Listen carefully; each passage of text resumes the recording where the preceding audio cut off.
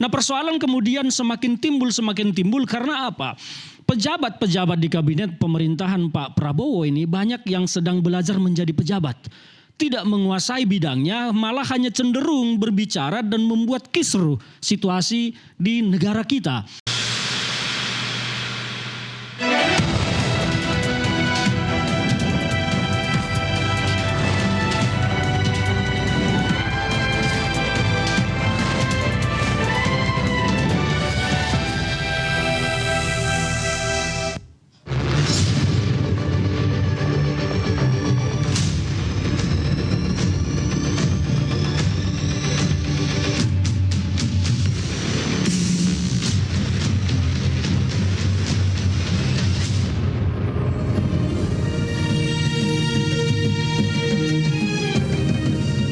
Disiarkan langsung dari studio MNC Conference Hall Ainus Tower Jakarta.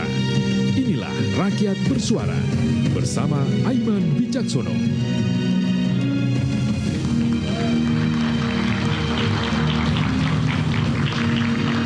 Pemerintahan baru berjalan 6 bulan namun dihantam luar dalam. Ada PHK massal yang sering kita dengar di berbagai media, unjuk rasa hingga tekanan ekonomi global.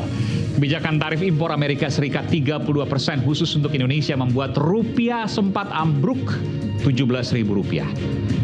Pertanyaannya, kini Indonesia harus apa? Dan akankah kita baik-baik ke depan? Saya Aiman Wicaksono. Inilah Rakyat Bersuara. Saya akan undang langsung ke panggung Rakyat Bersuara Mardiansyah Semar, Bung Semar, Ketua Rampai Nusantara. Bung Semar, apa kabar? Baik. Mohon maaf lahir batin. Kemudian ada Bung Ferdinand Hutahayan, politisi PDI Perjuangan. Apa kabar Bung? Lama tidak ketemu baik. Di TV. Ya, biasa mencari ilmu. Oke. Kemudian ada Bung Andi Azwan, Wakil Ketua Umum Prabowo Mania 08 dan juga politisi Partai Perindo. Oke. Selamat malam. Kemudian juga Refli Harun, pakar hukum tata negara. Oke. Bung Refli, apa kabar? Wah, sekarang menggunakan topi agak lain nih. Kurang sehat. Oke. Karena Aiman undang, saya datang. Wah, luar biasa. Terima kasih dan saya doakan semua, didoakan seluruh rakyat Indonesia. Lekas pulih. Amin, amin, amin. Soalnya Pak Prabowo sudah nanya saya nanti, katanya mau undang saya katanya. Wah, oke, luar biasa. Nanti cerita soal itu. Oke. Kemudian, silakan Bu. Oke. Kemudian ada pengamat politik, ya, Bung Ray Rangkuti. Selamat malam, Bung Ray. Ya, silakan Bung Ray. Yep. Dan ini yang baru saja viral di berbagai media online, portal, adalah Pak Amir Hamzah, pengamat intelijen dan geopolitik. Pak Amir, apa kabar? Ini kalau dibilang pengamat intelijen cocok ya Pak, nggak kelihatan soalnya. Silakan Pak Amir. Siap. Nanti kita akan bicara soal apa yang Anda sampaikan ya di berbagai online media, media online, portal. Namun saya ingin langsung ke Bung Ferdinand Hutahayan. Bung Ferdinand, di mata Anda seorang politisi PDI Perjuangan, apa yang terjadi dengan Indonesia saat ini? Ya, terima kasih Mas Aiman, terima kasih. Kemarin, bentar, sebelum saya tanya itu, kemarin ada pertemuan petinggi Gerindra ke Teguh Umar tampaknya ya. Apakah Pak Prabowo ikut? Mohon maaf, kita tidak bisa menyampaikan apapun terkait. Tapi ada mobil Mawang Putih soalnya sekali ada pertemuan, tetapi tentang apa dan siapa kita dilarang untuk menyampaikan saat. Oh, dilarang. Oke. Nanti kan akan ada waktunya. Bebas. Nanti akan ada waktunya disampaikan secara resmi. Oke, tapi intinya baik. Bahwa betul ada petinggi, betul ada pertemuan. Betul ada pertemuan. Oke, dan sikap PDI Perjuangan tetap kritis, tidak berubah. PDI Perjuangan sikapnya sampai saat ini akan selalu bersama dengan rakyat. Oke, kan semua partai juga begitu pasti. Ya. Oke. Sekarang saya tanyakan kepada Bung Ferdinand Hutahayan, apa yang ada di benak Anda? Ya, pertama kondisi saat ini. Ya, pertama kita melihat bahwa saat ini kekeliruan paling mendasar bagi bangsa kita adalah kita tidak memiliki pemimpin saat ini. tetapi memiliki penguasa, memiliki bos. Kenapa demikian? Karena pemimpin itu adalah mengarahkan, menunjukkan jalan, membawa yang dipimpinnya kepada jalan yang memang dibuka oleh pemimpinnya. Nah, sekarang yang terjadi adalah kita hanya memiliki seorang penguasa, seorang bos yang merasa bahwa semua yang dipikirkannya, semua yang diucapkannya itu adalah sebuah kebenaran dan yang lain harus ikut. Maka ketika dari awal-awal pemerintahan pasar merespon kabinet dari pemerintahan Pak Prabowo ini dengan sentimen negatif, Pak Prabowo kan malah menanggapinya dengan, ya menurut saya dengan kata yang tidak patut. Ya, saya tidak ingin mengucapkannya tapi semua sudah mendengar. Nah, persoalan kemudian semakin timbul karena apa? Pejabat-pejabat di kabinet pemerintahan Pak Prabowo ini banyak yang sedang belajar menjadi pejabat. Tidak menguasai bidangnya, malah hanya cenderung berbicara dan membuat kisruh situasi di negara kita. Banyak masalah, persoalan di ketenaga kerjaan. Kita melihat menaker dan wamenaker. Hanya menjawab dengan bahasa-bahasa yang sepertinya tidak menyelesaikan masalah, tetapi hanya terlalu menunjukkan bahwa seolah-olah dia sedang berpihak kepada rakyat. Kalau yang cara seperti itu layaknya ya sudah jadi aktivis jalanan, jangan jadi pejabat. Karena ini mengurus negara. Dan di pejabat-pejabat yang lain juga melakukan hal yang sama. Maka kekisruhan terlalu banyak terjadi di negara kita pada masa 3 bulan 100 hari. Dan terus berlanjut sekarang kita diterpa oleh banyak situasi.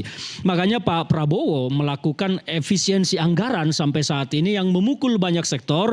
Tapi ini harus kita dukung karena memang negara kita perlu berhemat mengingat ada jatuh tempo utang kita yang sangat besar di periode. Sampai sini dulu, sebelum Anda ke sana. Ya. Ada setuju dengan apa yang disampaikan oleh Bung Ferdinand, Bung Semar atau mungkin Bung Andi Azwan? Ada yang mau mengomentari? Oke, Bung Semar silakan. Ya, kalau menurut saya Bung Aiman, setiap masa itu kan dan setiap pemimpin pasti ada persoalan tersendiri.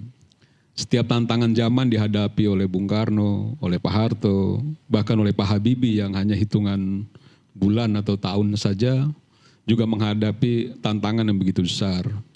Timur lepas dan lain sebagainya. Termasuk juga ketika Ibu Mega menjabat dan lain sebagainya. Itu tantangan-tantangan yang menurut saya memang tidak bisa dipungkiri, pasti akan terjadi di setiap pemimpin. Tapi ada kritik tadi cara pemerintah misalnya? Ya menurut saya cara pemerintah orang kan beda-beda. Kalau misalnya dulu kita melihat gaya pemimpinnya Bu Mega seperti apa dan sekarang seperti apa, Pak Jokowi seperti apa, itu kan karakteristik yang memang dimiliki oleh masing-masing pemimpin. Bahwa ada persoalan-persoalan negara yang sekarang dihadapi, kan itu yang menjadi PR kita untuk kita selesaikan. Jadi ketika kita melihat bahwa ini jauh lebih punya kepentingan adalah masa depan bangsa, jauh lebih kepentingan soal bagaimana negara ini ke depan untuk bisa melewati berbagai macam persoalan baik dari dalam maupun dari luar, dan apalagi sekarang ancaman dari luar begitu besar ya, termasuk kemarin ancaman resesi dan lain sebagainya.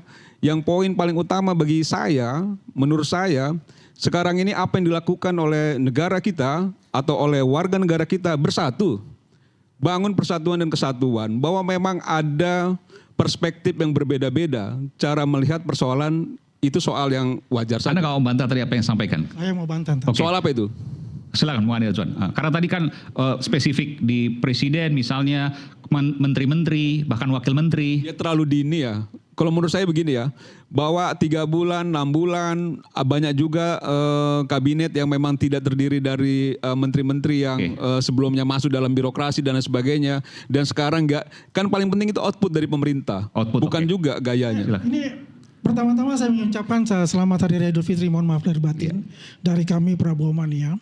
Saya ingin ini, agak lucu Bung Ferdinand ini mengatakan bahwasanya Pak Prabowo itu negatif. 100 hari itu 80,9% loh. Ya. Ke tingkat kepuasan. Approvalnya. Rating approvalnya, kepuasannya loh. Di mana bahwa dia itu adalah negatif? Tidak ada. Mesti belajar lagi lah Bung Ferdinand. Tunggu sebentar. Saya masih lagi. Oke, silakan. Ya. Kedua, mengenai Wamenaker dan Naker. Mereka sudah bekerja loh. Ya. Coba. Belum ada sejarah di Republik ini ya bahwa ojol itu mendapatkan bantuan hari raya. Baru kali ini Presiden Prabowo memberikan itu. Artinya apa?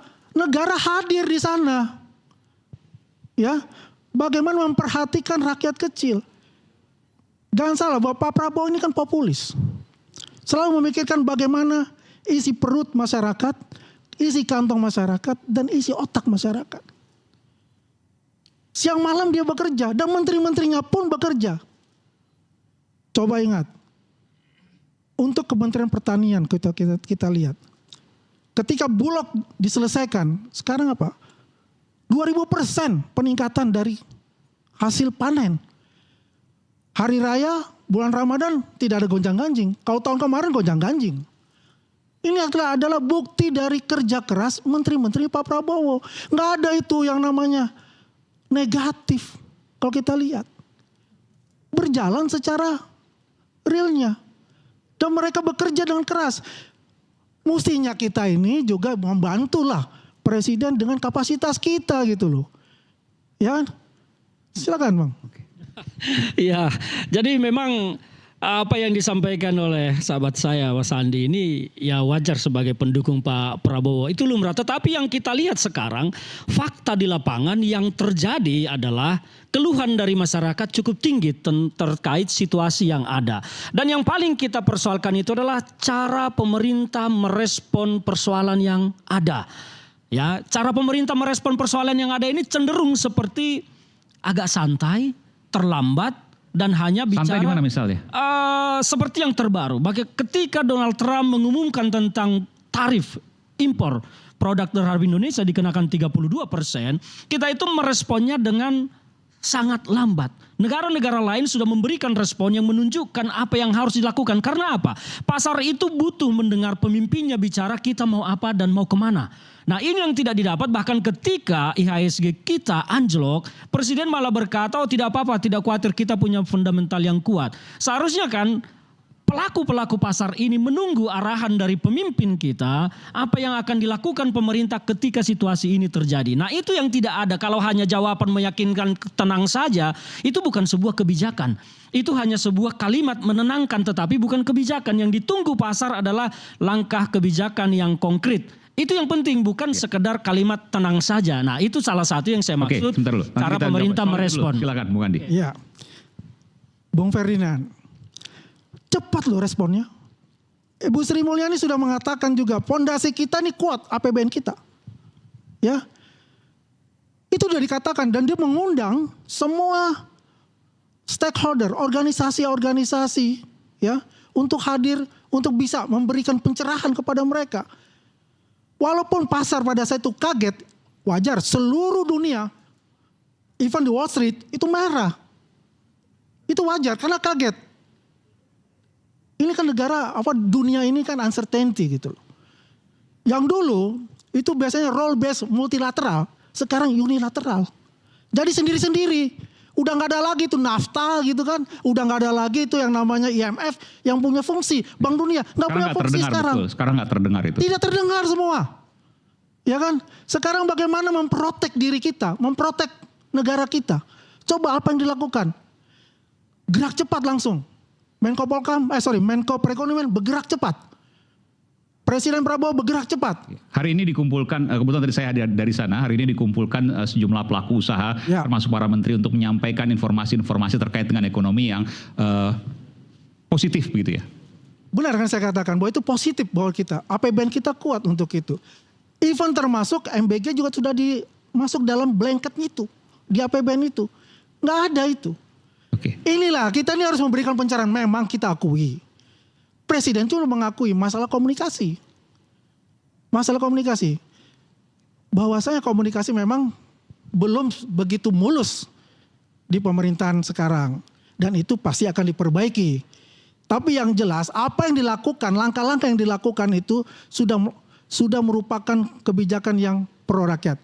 Ingat ya, kita itu tidak model Kanada, model Cina, dia punya perekonomian yang kuat, dia bisa melawan. Tapi kita lakukan adalah bagaimana kita menghimpun negara-negara ASEAN bersama-sama untuk mengadakan pendekatan kepada pemerintah Amerika Serikat untuk itu. Bagaimana bisa ya mungkin karena begini, ada 20 negara yang kena reciprocal itu, tarif itu. Indonesia nomor 15. Karena kita surplus 18 miliar. Dan itu masalah sebenarnya. Itu masalahnya Karena sebetulnya. kita surplus saja. Ya kan? Nah, makanya diusahakanlah ya Pak Presiden mengutus Menko Perekonomian untuk bisa bernegosiasi di sana. Begitu, Bang Ferdinand. Ya. Oke. Ada anomali yang disampaikan sahabat saya ini tentang ekonomi Indonesia. Tadi disampaikan fundamental ekonomi kita kuat, tapi di sisi lain berkata kita tidak seperti Cina dan Kanada yang ekonominya kuat. Jadi sebetulnya ekonomi kita itu kuat atau lemah sih sekarang? Ekonomi kita itu kuat untuk menghadapi ya uncertainty world ini. Ya, saya katakan kenapa NAFTA, Kanada, Meksiko dan Amerika yang dibuat oleh Amerika, ya itu melakukan reciprocal juga 25% loh. Kan artinya apa? Udah nggak ada teman di dunia ini. Artinya apa? Unilateral sekarang, bukan multilateral. Justru apa yang Anda sampaikan itulah yang terjadi sekarang. Nah, kami melihat bahwa yang dilakukan pemerintah responnya terhadap situasi yang terjadi menurut kami itu lambat. Responnya kurang cepat karena pasar ini butuh mendengar pemimpinnya. Ketika alarm berbunyi, pemimpin itu harus berbicara dan bersuara. Apa yang harus disampaikan kepada publik terkait kebijakan. Bukan bicara tenang saja fundamental ekonomi kita kuat. Tetapi harus langkah konkret kita akan melakukan ini antisipasi. Kita sudah paham antisipasinya ini. Itu yang mau kita dengar dari pemerintah. Dan kita tidak mendengar itu bro. Come on, itu sudah dibicarakan. Sudah diinformasikan. Sudah. Kapan dibicarakan? Baru hari ini dikumpulkan. Salah, bulan Maret sudah ada itu. Bulan Maret sudah ada. Sudah bicara ketika diumumkan bahwasanya ada ya oleh kebijakan tarif baru oleh Amerika, Ibu Sri Mulyani sudah lakukan. Kenapa kebijakannya tidak ada ketika memang dari Maret sudah diantisipasi? Bagaimana kebijakan nggak ada? Seperti apa kebijakan? Coba? Apa respon pemerintah terhadap situasi yang jelas ada? Itu dia mengkalkulasi ulang ya untuk ekspor kita. Ya, mengkalkulasi ulang. Import kita juga kalkulasi ulang. Makanya ada namanya bulan Maret. Saya sampaikan. Faktanya bulan Maret Indonesia masih berkutat soal Apple TKDN-nya yang mau masuk ke Indonesia. Sekarang begitu kejadian Indonesia menjerit mau menderegulasi soal TKDN termasuk Apple. Jadi kalau Anda bilang sudah diantisipasi itu tidak benar karena faktanya soal Apple saja itu Apple yang mau masuk Indonesia. Kalau sudah dilakukan. Kenapa Anda sekarang tidak ada kebijakan? Anda Google lagi, buka lagi lihat. Pemerintah sudah melakukan apa yang terbaik untuk karena masyarakat. Justru ukuran terbaik versi Anda dengan kami itu berbeda. Versi terbaik Anda itu terlalu rendah bagi kami. Masalahnya apa itu. Yang dilakukan pemerintah sudah tepat untuk kalau itu. tidak bisa mencerna dengan cermat, secangkir kopi hangat yang nikmat akan menemani kita dalam Rakyat Bersuara hari ini. Jangan lupa, dan kami akan segera kembali sesaat lagi di Rakyat Bersuara.